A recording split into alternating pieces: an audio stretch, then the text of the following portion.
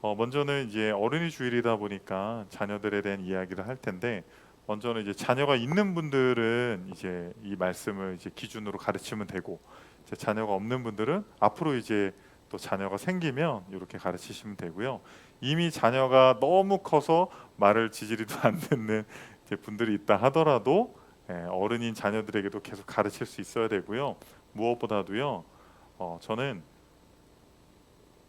자녀가 다 큰 분들은 어때요? 이미 교회에서요, 영적으로 믿음의 어른들이고 또 믿음의 자녀들을 키워가야 됩니다. 믿으십니까? 그래서 믿음의 어른들로서 믿음의 자녀들, 사도 바울이 좀 믿음으로 낳은 참아들 디모데를 믿음으로 양육했던 것처럼 우리도 믿음으로 자녀들을 양육한다라는 마음가짐으로 말씀을 잘 들으셨으면 좋겠습니다. 저는 오늘 본문의 말씀을 가지고 세 가지로 말씀을 전달하고 싶습니다. 첫 번째는요, 하나님은 유일한 여호와시다라는 겁니다. 같이 한번 읽겠습니다. 하나님은 유일한 여호와이시다. 우리 신명기 6장 4절 다시 한번 읽겠습니다. 시작.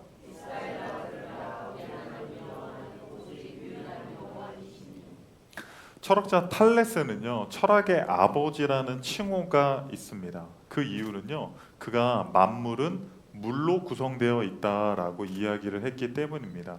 아마도 이 이야기를 들으면 우리는 어떻습니까? 약간 거의 2400년, 한 2500년 정도 전에 이제 인물이거든요. 아니 만물이 물 외에도 여러 가지 뭐 불도 있고 저 흙도 있고 공기도 있고, 여러분 우리가 그만큼요, 과학적 상식이 많이 늘었기 때문입니다. 그런데 탈레스가 당시 BC 6세기에 이 말을 했을 때 사람들에게는 충격적이었어요. 왜냐하면 당시 사람들은 전부 다 신화적 사고가 있었어요. 그러니까 신화적 세계관, 그리스 로마의 신화적 세계관으로 살고 있었기 때문에 탈레스가 물질을 통해서 이 세상을 설명하려고 하는 것이 굉장히 낯설고 또한 충격적인 일이 아닐 수가 없었습니다. 그런데 오늘 본문의 모세가 하는 말 역시도요, 당시 사람들에게는 굉장히 충격적인 발언입니다. 당시 사회는요, 전부 다 다신교 사회였습니다. 그러니까 여러 가지 신들을 믿는다라는 거예요. 뭐 지금도 마찬가지죠. 뭐 이웃나라 일본에는요, 제가 뭐 인터넷으로 검색해 보니까요, 신이요 600만 개가 넘습니다. 600만 개. 그러니까 고대 사회 역시도요, 다신교 사회였습니다. 뭐 집에도 신이 있고요, 뭐 집도요, 부엌에도 신이 있고요, 뭐 안방에도 신이 있고요, 들에도 신이 있고 바다에도 신이 있고, 여러 곳에 여러 명들의 신이 있다라고 믿었다라는 거예요. 그런데 오늘 본문에서 모세가 뭐라고 이야기하고 있어요? 신은 하나님 한 분밖에 없다라는 거예요. 하나님 한 분만이 오직 유일하신 참 신이라고 우리들에게 이야기하고 있다라는 것입니다. 저는 여러분 오늘 역시도 다신교를 믿고 있다고 생각해요. 목사님, 세상에 있는 사람들은 신을 믿지 않는데요. 이게 무슨 말이냐면요, 다신교가 어떤 개념이에요? 너도 신이고 얘도 신이고 저기도 신이고 동물도 신이고 태양도 신이고 다 신이잖아요. 무언가 하나의 대상만이 신이 아니라는 거예요. 오늘 우리가 사는 시대는요, 포스트 모더니즘 시대입니다. 이 포스트 모더니즘 시대의 주요한 핵심이 무엇이냐면요, 진리가 없다라는 거예요. 진리가 없다라는 건 무엇이냐면요, 너도 맞고 저 사람도 맞고 나도 맞고 틀린 게 없다라는 거예요. 전부 다 자기가 사는 삶 속에서는 자기가 신처럼 살아가는 거예요. 그런데 여러분, 모세가 한 이 신명기 6장 4절에 나온 말씀이 맞다면, 정말 여호와 하나님만이 신이시라면 그게 무슨 뜻이에요? 다른 대안이 없다라는 거예요. 우리 인생에요, 다른 대안이 없다라는 거예요. 사람들은 돈이 대안이 될 수 있다, 성공이 대안이 될 수 있다, 물질을 쫓고 쾌락을 쫓고 욕망을 쫓고 행복을 쫓는 것이 우리의 삶의 대안이 될 수 있다라고 말하지만 성경은 그렇게 말하지 않는다라는 것입니다. 사도행전 4장 11절 한번 읽어보겠습니다. 읽겠습니다. 시작.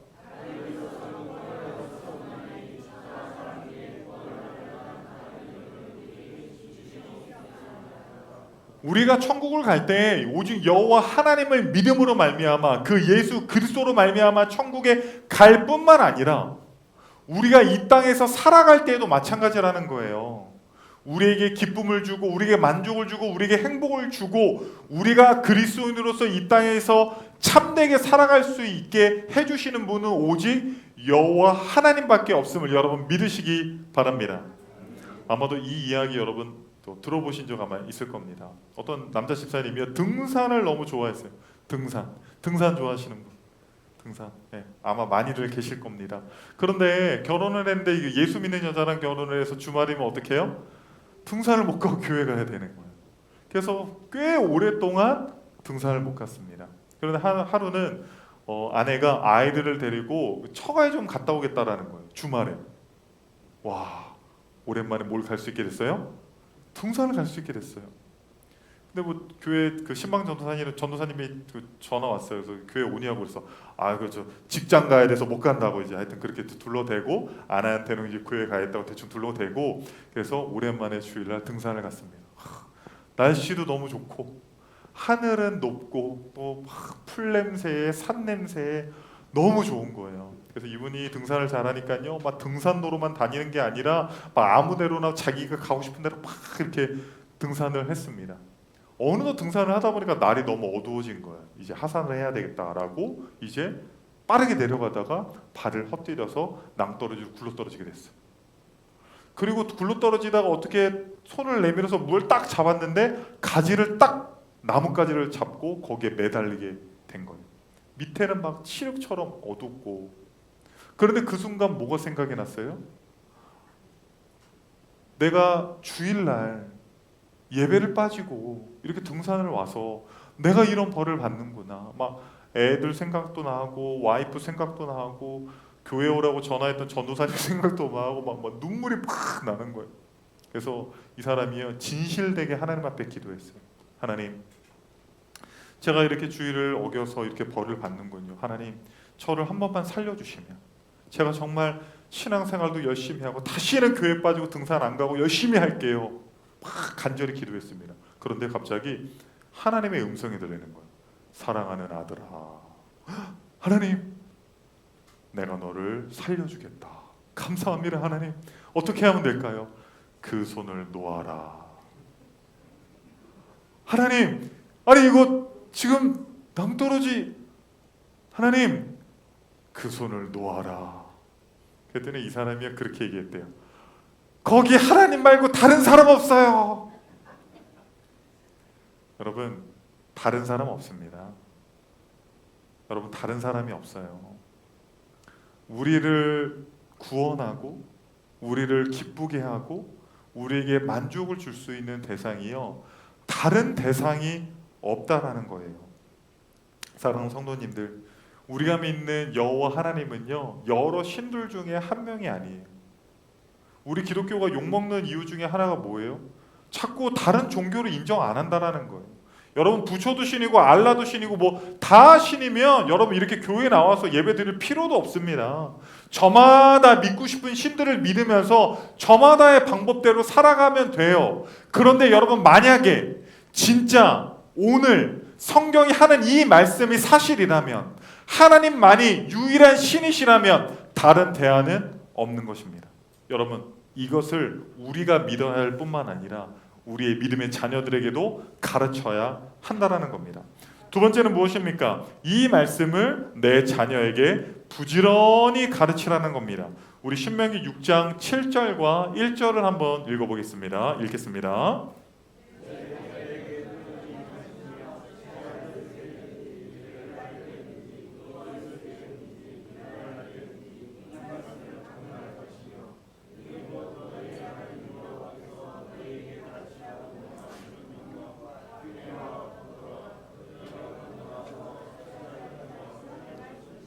그러니까 이 말씀은 뭡니까? 이 말씀은 율법인데요. 오늘 본문을 보면 약간 1절에 보면 배경이 나와요. 그러니까 신명기 말씀은 모세의 설교거든요. 그러니까 모세가 약간 이스라엘 백성들에게 마지막으로 남기는 유언과 같은 말씀입니다. 그때 어떠한 말을 하냐면, 너희들이 그 강을 건너가서, 요단강을 건너가서 약속의 땅, 축복의 땅, 가나안 땅에 머무를 때 너희가 반드시 자녀들에게 행해야 되는 게 뭐예요? 하나님의 말씀, 모세가 하나님께 받은 그 율법의 말씀들을 반드시 가르쳐야 한다라고 이야기를 하고 있는 겁니다. 여러분, 유대인들은요 율법을요 세분화했어요. 그래서 율법을 쭉 나열하니까 613가지가 됐습니다.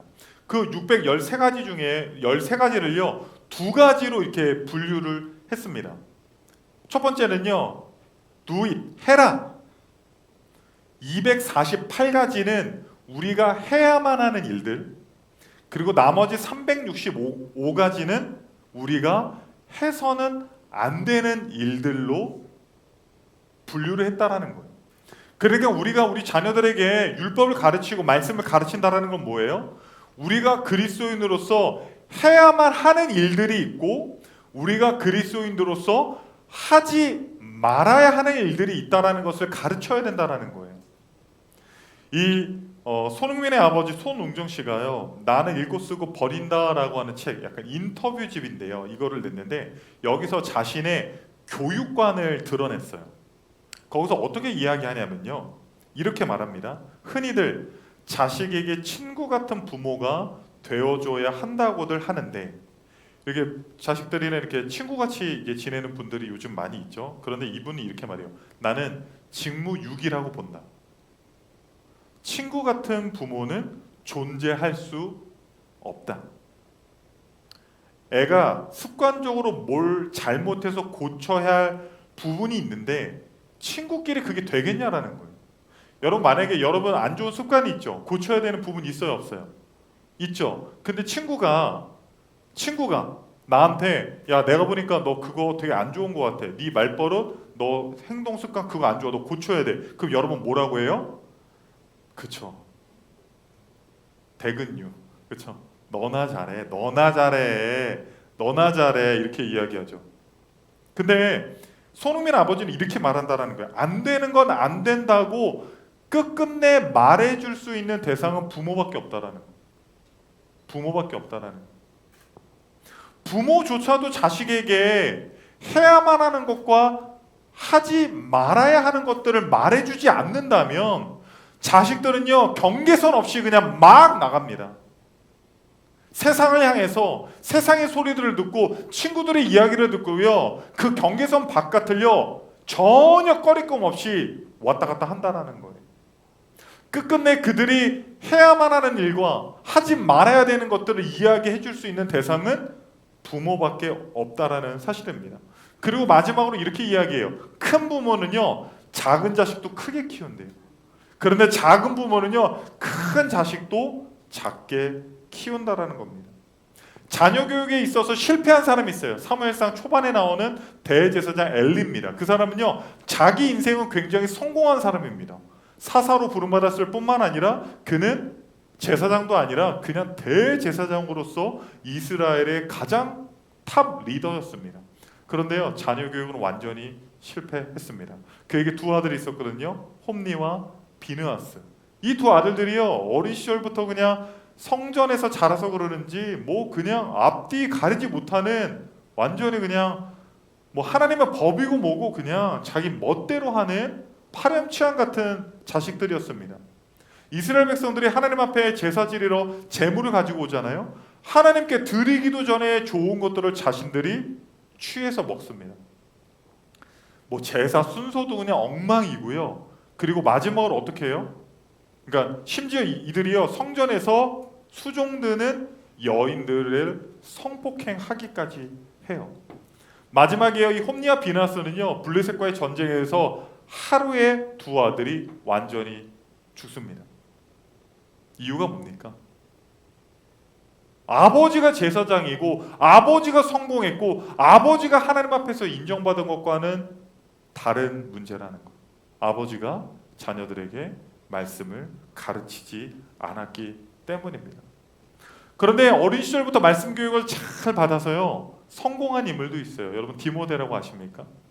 그가 바울을 만나서 믿음의 사람이 되고 바울을 만나서 굉장히 위대한 하나님의 사람으로 쓰임받은 게 아니에요. 물론 그 영향도 있겠죠. 그런데 그에게는 어린 시절부터 자신에게 믿음을 가르쳐줬던 사람이 있습니다. 누굽니까? 디모데후서 1장 5절 한번 읽어보겠습니다. 디모데후서 1장 5절 시작.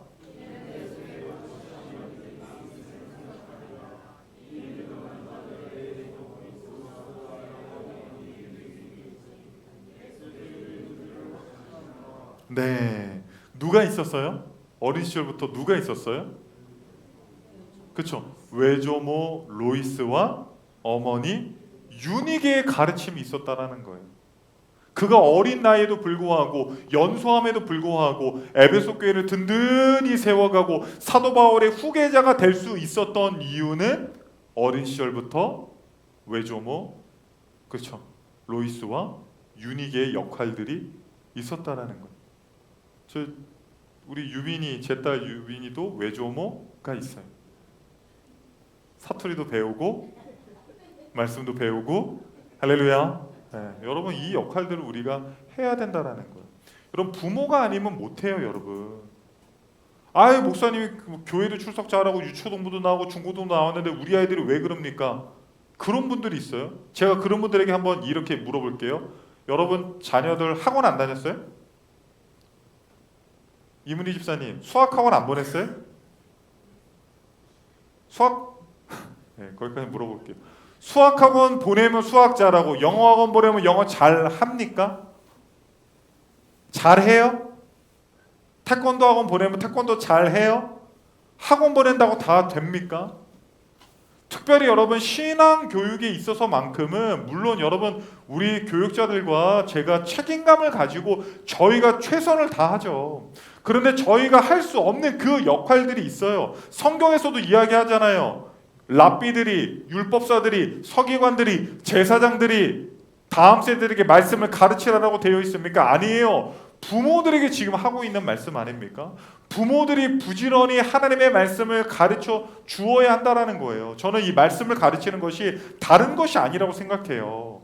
여러분이 막 주석 읽고 막 신학책 읽어가지고 애들한테 자 우리 삼위일체에 대해서 오늘 배우자 막 그게 아니라는 거예요. 경계선을 알려주는 게 경계선을. 제가 이제 제 딸이랑 우리 아내랑 같이 그 수영장을 갔어요. 워터파크. 그래서 거기 배드 빌리잖아요. 배드 빌리는데 그 배드는요 물 위에 있었어요. 그러니까 물 위에 배드가 떠 있다라는 게 아니라 그 배드가 있는데 물이 얕아요. 제 발목 정도밖에 안 옵니다. 그런데 그 배드 조금 지나면요 거기서부터는요 물이 깊어요.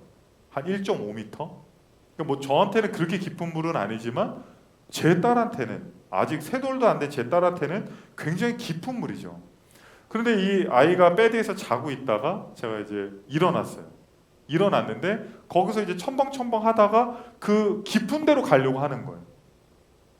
그러면 그냥 둬요? 그래, 뭐 네 알아서 해라. 네가 가고 싶으면 가라. 그냥 둬요? 어떻게 해야 돼요? 어떻게 해야 돼요?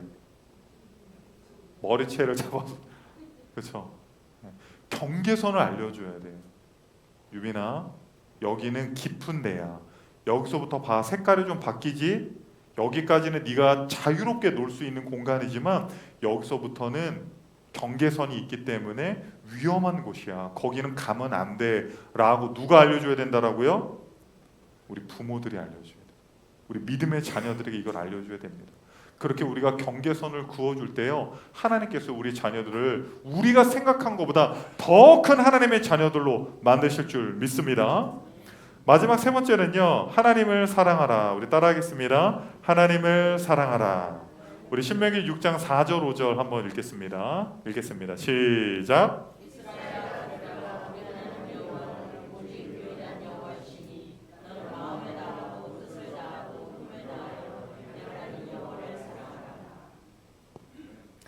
예, 여호와를 사랑하라. 여호와를 사랑하라. 이거를 가르치라고 하는 거거든요. 저는 본문을 읽으면서 좀 그런 생각을 했어요. 사랑하라고 사랑해줘요? 우리 옆 사람 한번 봐봐요. 자, 우리 옆 사람 사랑하세요. 어허, 사랑하세요. 이웃을 사랑하라고 했습니다. 하나님께서는. 지금 사랑 안 하는 사람 한 40명 정도 있는데 이렇게 사랑해. 뭐 어린 시절에 그러지 않은 싸움에 엄마가 자 서로 미안하다 그래. 뭐 사랑하라고 뭐 이렇게 껴안아서 뭐 해. 그게 돼요, 여러분? 저는 오늘 본문을 말씀을 보면서 마지막 3대지에서 딱 막혔어요. 아니 이게 가르친다고 되는 건가? 이게 가르친다고 되는 건가? 그러면서 제가 깊이 묵상을 했습니다. 그런데 이미 지금 모세에게 이 말씀을 듣고 있는 이스라엘 백성들은 뭘 경험했어요? 먼저는 그 부모 세대들이 애굽 땅에서 종되었을 때 하나님께서 그들을 잊지 아니하시고 그들에게 찾아오셔서 그들을 구원하시고 10가지 재앙으로 이집트를 초토화시킬 때에 마지막 10번째 재앙에 이집트에 있는 모든 사람들의 장자가 죽을 때에 우리 자녀들을 살려주시고 홍해를 마른 땅으로 걷게 하시고 그리고 광야를 걷게 하실 때에 불기둥과 구름기둥으로 인도하실 뿐만 아니라 만나와 메추라기로 먹이시고 입히시고 인도하신 그 하나님을 경험한 거예요. 그러니까 이 부모 세대들은요, 하나님의 그 은혜, 내 삶 속에서 역사하신 그 하나님을 알기 때문에 하나님을 경험하면 사랑하지 않을래야 사랑하지 않을 수 없다라는 거를 지금 자녀들에게 강압적으로 하는 것이 아니라 자신의 간증들을 자녀들에게 이야기하고 있다라는 것입니다. 전 세종대 교수 홍익희 교수님은요, 자타가 공인하는 유대인 전문가입니다. 이분이요, 그 중앙일보에서 인터뷰한 거를 제가 봤는데요, 이분이 원래는요 대한무역투자진흥공사에 32년 동안 근무를 하신 분입니다. 무역관으로 전 세계를 돌아다니면서 무역관을 하셨기 때문에 그 나라에 갔을 때요, 그 나라의 어떤 유통과 서비스 있던 시장의 체계들을요 깊이 살펴볼 수 있었대요. 관심을 가지고. 그런데 놀라운 것은요, 대부분의 나라에 이 시장과 유통 서비스를 누가 잡고 있느냐? 유대인들이 잡고 있다는 거. 콜롬비아 같은 나라는요, 유대인들이요 뭐 몇백 명밖에 안 된대요. 인구의 1%도 안 되는 거예요, 몇백 명이면. 그런데도 그 유대인들이 콜롬비아의 이 시장과 유통업을 전부 다 꽉 잡고 있다는 거예요. 하다못해 여러분 미국도 그렇잖아요. 미국도 미국의 중심이 어디입니까? 뉴욕입니다. 뉴욕. 그 뉴욕의 금융, 패션, 뮤지컬 모든 산업들을 누가 쥐고 있다? 유대인들이 쥐고 있다라는 것입니다. 그런데 이 홍 교수님께서요, 유대인들을 연구하면서 이 유대인들의 힘이 어디서 나오냐면요, 교육에서 나온다라는 거예요. 교육. 우리는 보통 교육하면 우리 한국 사람들은 사교육 생각하잖아요. 그렇죠? 대치동에 좋은 학원 보내고 막 영어 유치원 보내고 어디 보내고 막 그런 좋은 선생님을 만나서 이 교육하는 거를 이야기하는데, 유대인들의 교육은요 철저히 부모들의 교육입니다. 남녀가 결혼을 하잖아요. 그러면요 1년 동안은요 남자가요 히브리 학교에 입학을 해요. 히브리 학교. 그래서 모든 그 경제와 이 집안을 돌보는 건 여자에게 책임이 있습니다. 그래서요 이 아버지가 들어가서요 이 히브리 학교에서 어떤 율법도 배우고 말씀도 배우고 어떤 그 유대인들의 역사 이런 것들 전부 다 배우는 거예요. 그래서 어머니와 아버지 역할이 있는데요, 먼저 어머니는요 모유 수유를 무조건 해야 돼요. 모유 수유를 안 하잖아요. 그러면요 유대인 집단에서 출교당해요. 회당에서 출교당합니다. 아버지 같은 경우는요, 이 교육의 핵심에서 아버지가 담당하고 있는 역할은요, 늘 저녁 식사를 자녀들과 함께 합니다. 식사를 함께 하면서 자녀들에게 교육을 하는 거예요. 밥상에서 밥을 먹으면서. 그래서 말씀 교육도 하고요, 하나님에 대한 이야기도 하고요, 그리고 자신의 유대인들의 역사 이야기도 하고요. 그런데 저는 굉장히 놀라운 부분이 하나 있었어요. 자신이 만난 하나님에 대한 이야기를 자녀들에게 들려준다는 거. 저는 이 대목에서 마음에 뭔가 쿵 왔어요.